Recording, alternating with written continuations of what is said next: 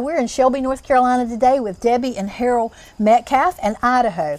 And Idaho has a very interesting story that I can't wait for you guys to hear. Debbie, tell us a little bit about Idaho and her journey.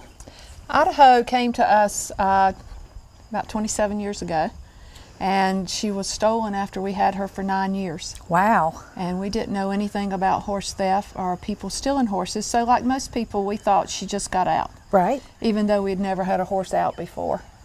And in the course of a few hours, we discovered that our fence had been cut, and the harsh truth of what really does still go on and didn't stop with the old West days. Horse theft. It's alive and well, and it's everywhere. Gosh, I cannot imagine that. You must have been terrified. What did you do? Well, the first things we did was cry. I'm sure. Cry and cry and cry. But then, you pull yourself up by your bootstraps and you call law enforcement. And we thought that we were going to get a lot of help because you see it on TV. You call them and they solve the case. But that's usually not the case with horses. Right. And when law enforcement left here, we knew that if we were going to find her, we were going to have to be the ones that did it. Wow, what did you do? Well, the first thing we did, because the Cleveland County Fair was in town, and it was an election year, all the candidates were over there. We printed up flyers and we went to the fair. Of course, we had horses there too. The kids were showing them at the fair. And we just blanketed the fair, and we hit the candidate, we hit the sheriff, and we would not let up. I can wrap myself around somebody's leg and they can't shake me off. Right. And when your horse is gone and you don't know where to turn, you are desperate. Yeah, I'm sure you would feel desperate and helpless. We got a little more help because of that, probably. But if it hadn't have been election year, I think we would have been totally, left out in the cold. Wow. How long did it take you to find her? Well, it took us 51 weeks. Wow. Our thief, because of the work that we did, though, our thief was caught in 6 months. Very good. And he was caught stealing more horses. Oh, no. In another state. And, a stolen trailer that he was loading the horses on came back to Shelby, North Carolina. And we had been kind of fixtures in the sheriff's office here. And with every tip that we got, we'd walk in or we'd call it in and say, please put this in our file. And because we did this so much and said this man's name so much, that when he got caught for this other crime, it went ding, ding, ding. So you kind of knew who had gotten her? We knew that there was probably a 75% chance we had been told the whole truth by somebody in the horse industry. They always know what's going on. Sure. And this particular person had hoodooed this man out of some money. So rather calling to help us, he called to get the other guy back. Right. Right, that's usually the way it works. So you had to kind of measure that. Is it true or not true? But it made the most sense. And he pretty much laid out everything that happened. Gosh, that's wild. So you actually solved the case for the sheriff's department in a manner of speaking. We did solve it. And then once it was solved, we used the information that they gathered to find her. And then where was she? She was in Etowah, Tennessee. Okay.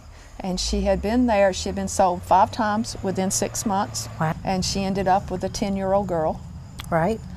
Who was riding her and showing her in the racking horse shows. And now we have a world-class reserve champion that left here as a trail horse. Gosh, that's amazing.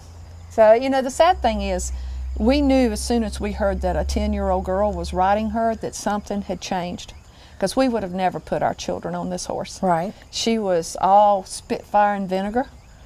She was a man's horse. She was Harold's horse. He was the only one that ever rode her. And for good reason. Yeah. I mean, she's never kicked, bit, bugged. But when you get on her, the power is there. Right. And it's very intimidating. Right. If you're, she looks pretty calm now. And she is 28 now. And she's had her heyday, it's come and gone. But when she says no, it hasn't.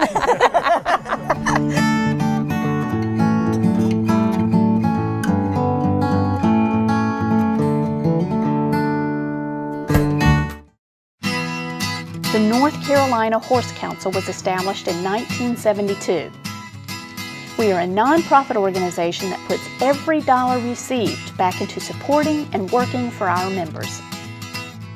We are a volunteer organization that is supported by people just like you, with passion and energy. Hi, I'm Sue Gray, Executive Director of the North Carolina Horse Council, and I'd like to share with you today a few reasons of why I would like you to join us. We are your voice. We work on rules and regulations that help you use and enjoy your horses each and every day. There's power in numbers. We have over 306,000 horses in North Carolina, making us 8th in the nation. We also have over 53,000 households owning horses with multiple owners within those households. And we are a $2 billion industry adding to the economics of the state of North Carolina.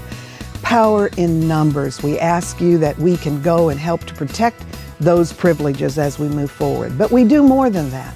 We also do grants, and we help to preserve land and protect our trails, and we support youth groups and other equine associations throughout the state. We welcome you to join us and be part of the largest and most active horse council in America. As Miss Rodeo Virginia 2012, I had the opportunity to travel the country riding on many different horses and in many different saddles. But nothing compared to coming home and riding in uniquely my world-class saddlery saddle. From its unique dog flower tooling to the custom stirrups made just for me, the saddle fits me and my horses perfectly. So whether I'm out running barrels or in a parade, the saddle is both durable and beautiful. It can get the job done and still look good while doing it. I look forward to riding in my world-class saddlery for many years to come.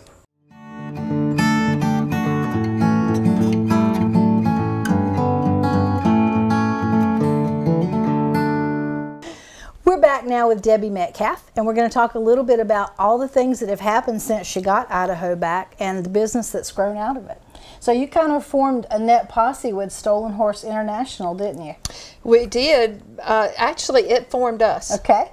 When we were looking for Idaho, we had so many people come to help us on the internet because we were the first ones that did that ever sent out an alert for a horse on the internet.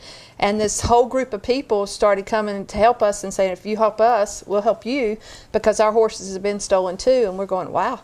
We thought we were the only ones in the world that have had this done. Right. And it just, from there, people started coming together and networking, and it stayed that way for 51 weeks. And then when Idaho was found, we thought we were done and we could go back and be normal, but it never happened.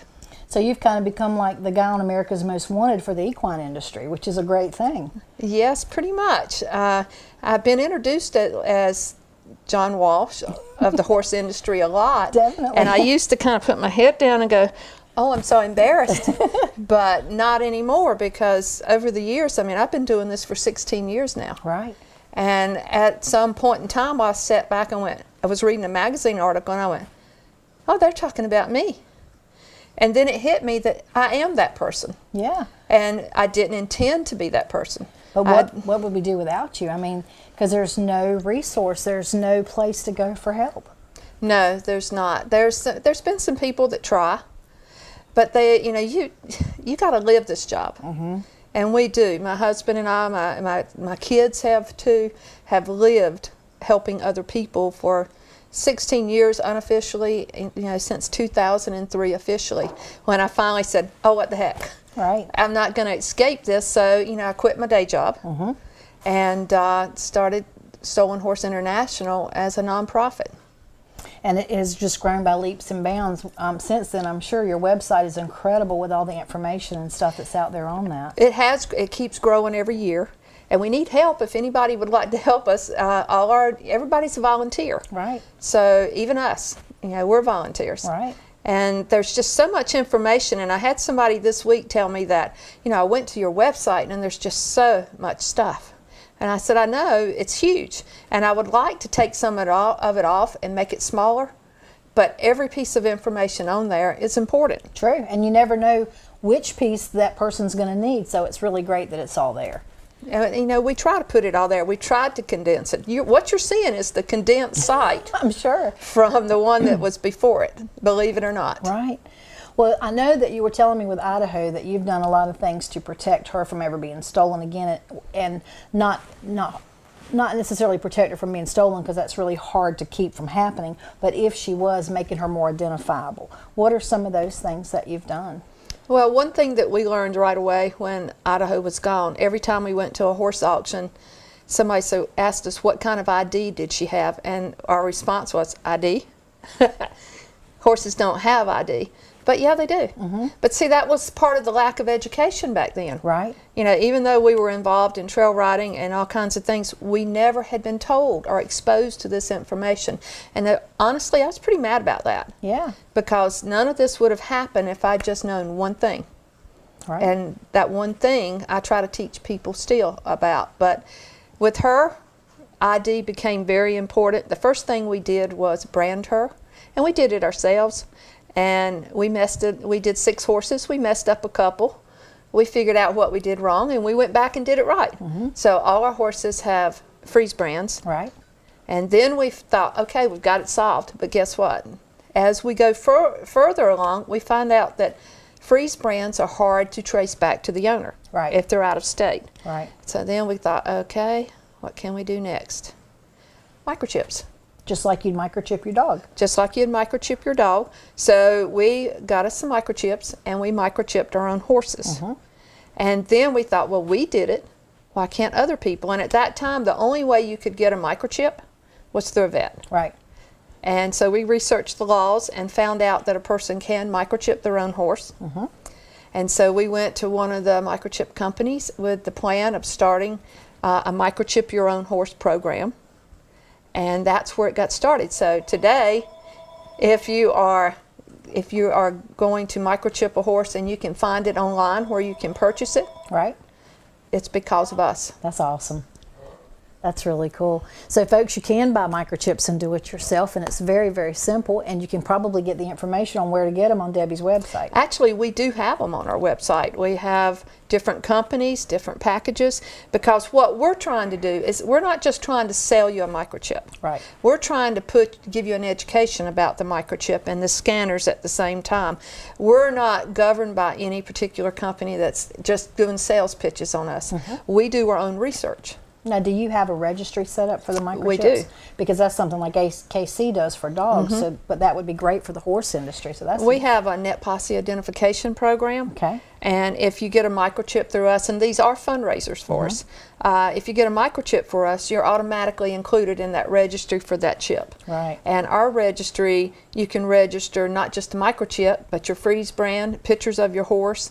You know, it's your own little data place right there on the website. And of course, if the horse ever goes missing, no matter how it's missing, it goes right over to the other side, and you save the listing fee. We don't charge you a listing fee if your horse is in the NIP registry, and then we can go straight out with the alerts. Well, that's a great place too for a horse owner to be able to store that information so that they can access it very quickly and easily when the time comes, and they don't have to search through 900 old hard drives on their computer to find it. Well, see, that was one of the problems when Idaho was stolen. We knew we had tons of pictures of her. Right. But it took 3 kids 3 hours to find what we came up with. Right. And we have a picture of the first flyer, and there's so much wrong with that flyer. Yeah. Things that really shouldn't help. But that's all we had, and that's another thing that, you know, through our organization, we've done the research already.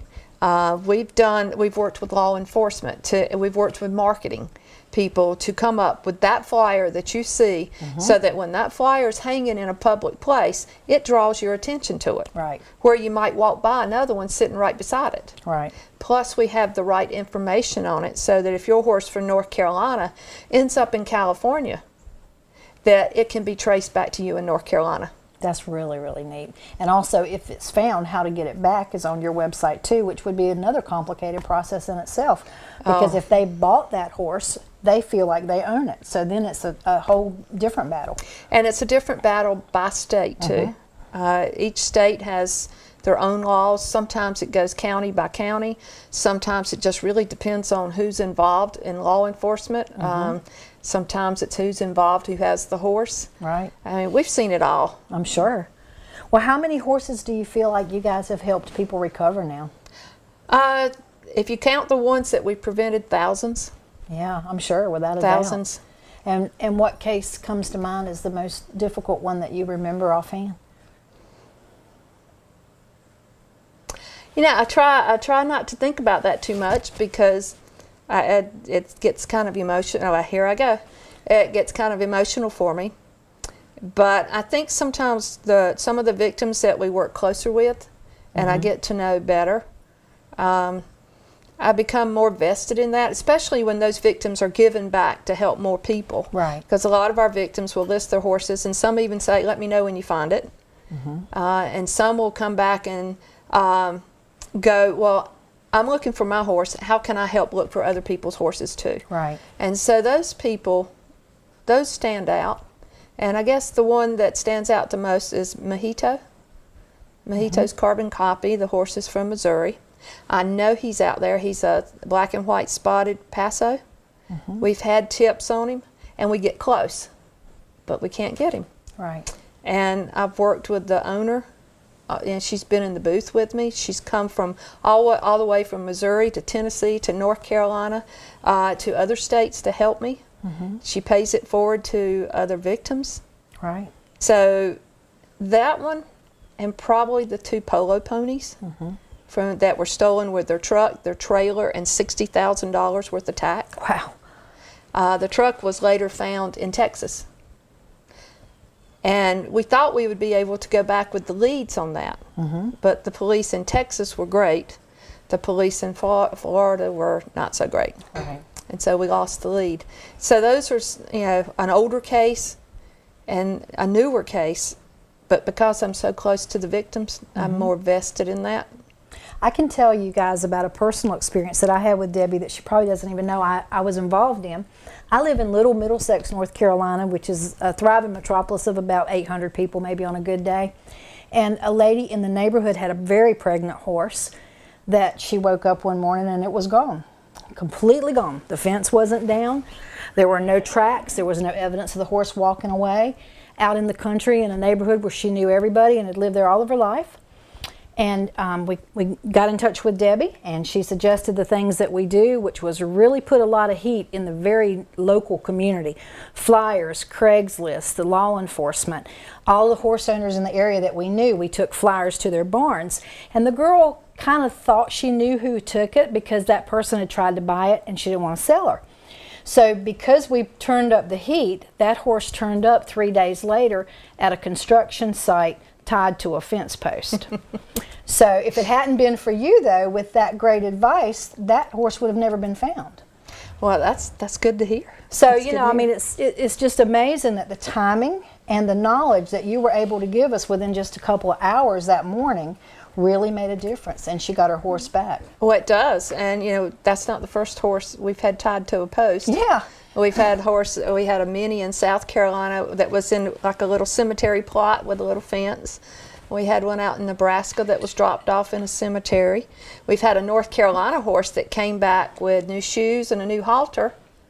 And up closer to you, we had one that was had a bath and.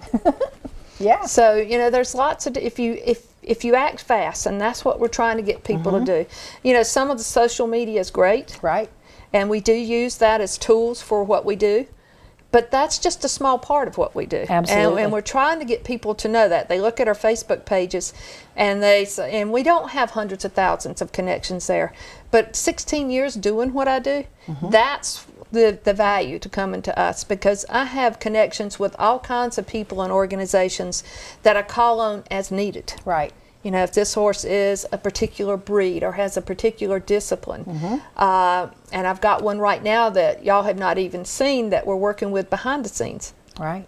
We do that too. Right. And we've had people take horses back just because I pick up the phone and say, hello, this is Debbie Metcalf from Stolen Horse International, and we've had a report filed, and I would like to talk to you about that. Right.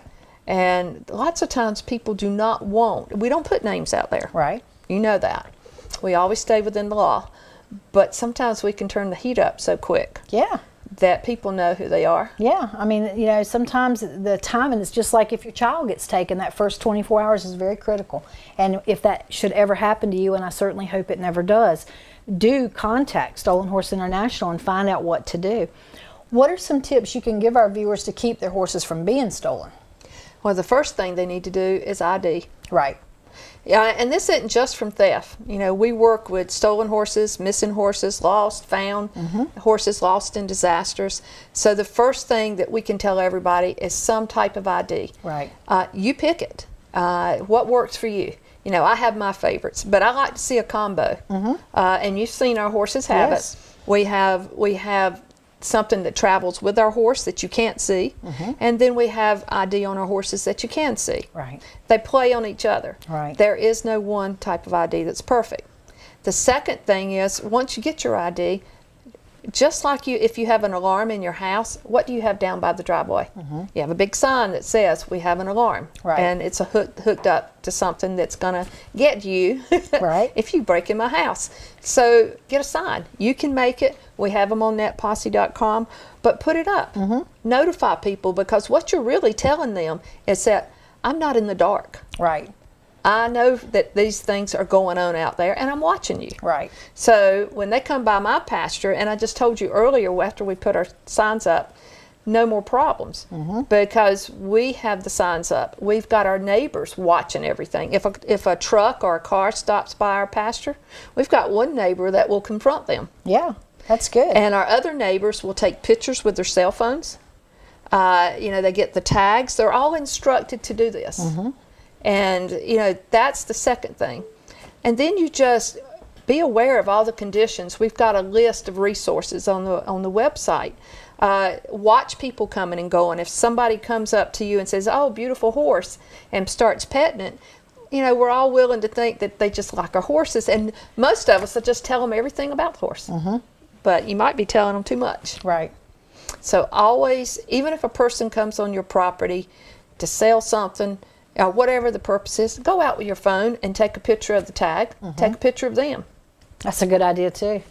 Do you think they're going to come back? Right. If you've got them on record. And I will tell people, this is why I'm doing it when they ask. Right. Well, that's a very good tip. When people come to visit me now, I think I'm going to say, don't touch him. He'll bite you or kick you. That's probably a good idea. Well, I do know that. I don't know if these people had anything to do with it or not, but a few weeks before Idaho was stolen, we had somebody come up to our upper gate, and they had a child with them. And don't think people don't use their own children as decoys. And we told them everything about our horses. We were Right. so proud that, you know, they're Sure. kids. And later, after she was gone, I had to wonder Right. if that was something that I shouldn't have done. So I tell people, you know, just be wary of anybody.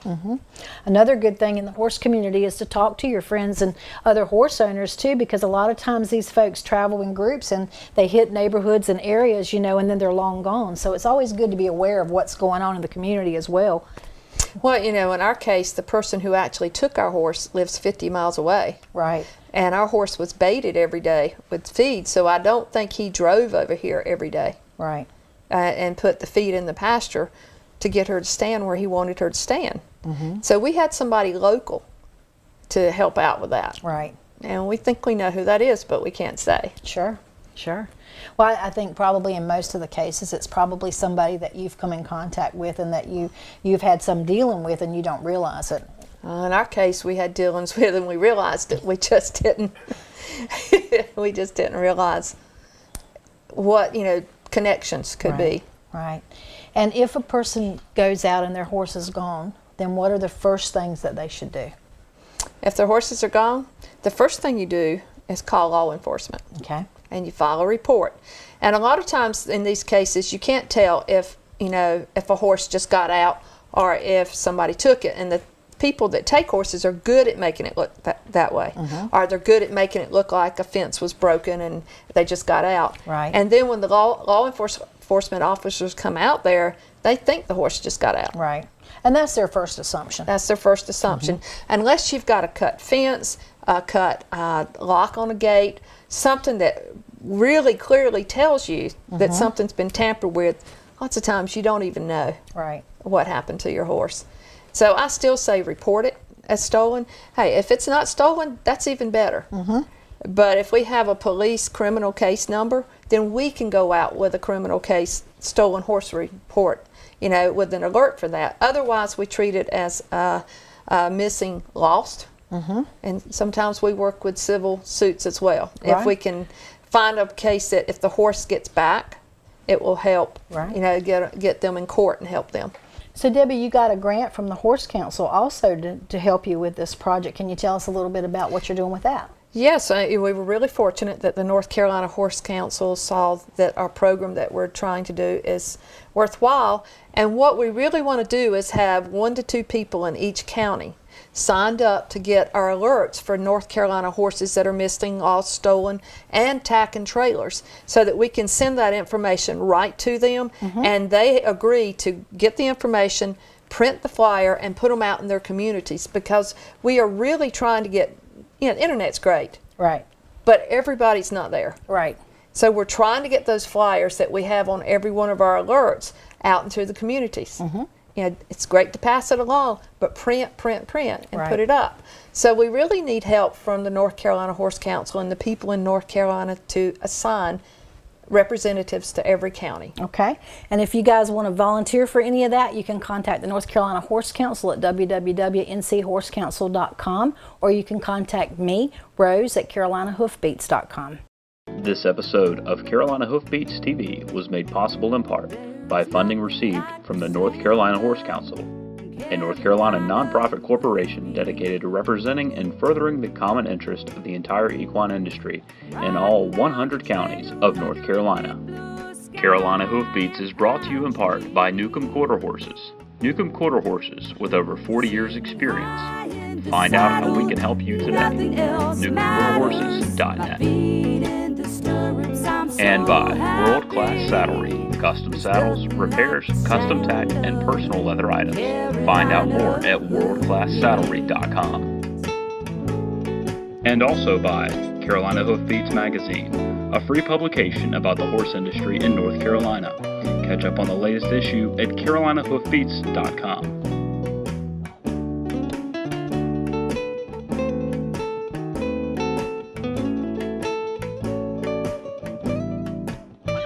Sitting high in the saddle, nothing else matters. My feet in the stirrups, I'm so happy. There's nothing like the sound